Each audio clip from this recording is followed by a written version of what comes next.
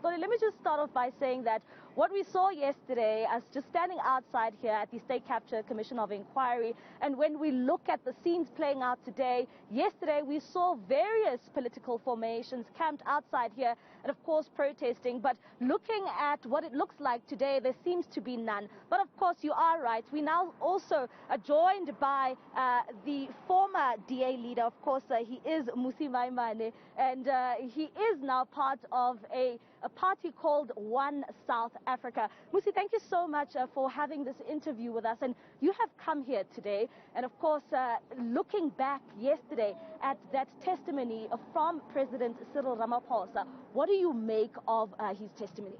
Well, first and foremost, I thought yesterday was a great disappointment.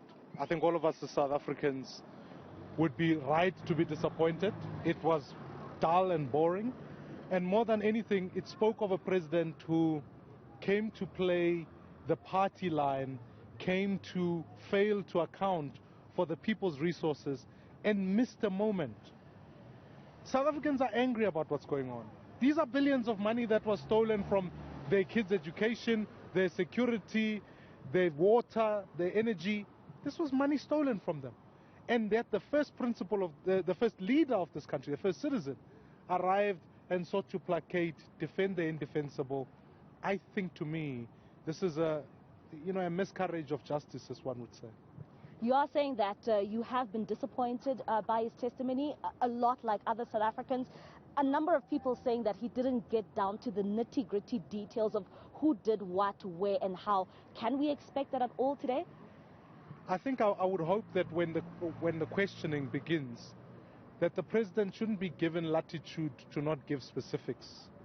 That it is incumbent on the commission to treat the president with the respect of saying, look, it was under your watch a crime took place. It's a crime. He's not a saint. It's a crime that took place. Let's treat it like that and answer questions about funding with Bosasa. More directly, what is the consequence of that?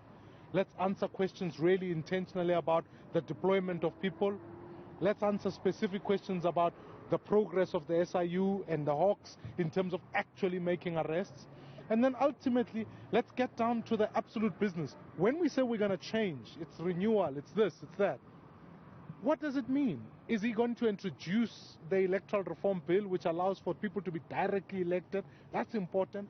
Furthermore, are they going to suspend cadre deployment so that boards of SOEs are not appointed by a political party in a back room? We know that even certain boards were met with at a hotel where people came and agreed to say, you will do this, you will do that. We know all of these things. It is people stealing from South Africa's money. Is he going to stop that practice?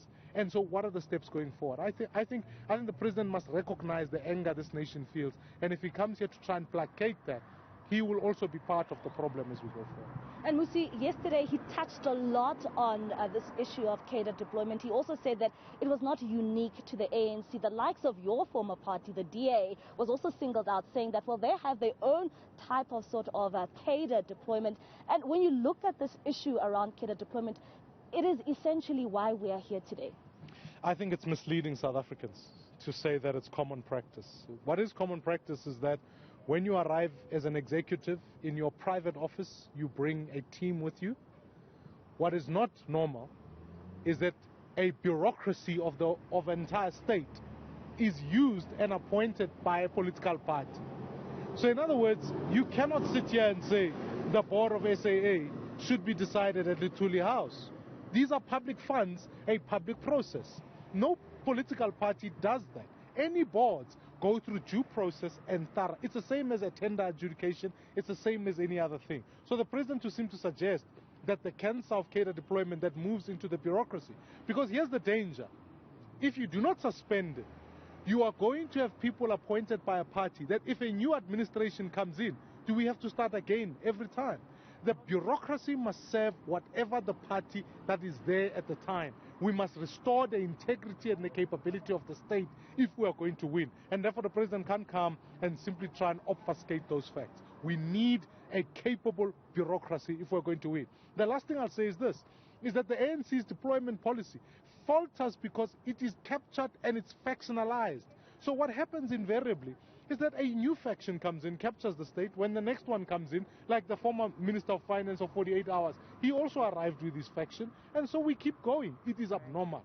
Thank you very much. Of course, that is Mmusi Maimane from One South Africa there, Xoli, just also touching on that issue around cadre deployment, which Ramaphosa spent a significant amount of time talking about yesterday. It's back to you.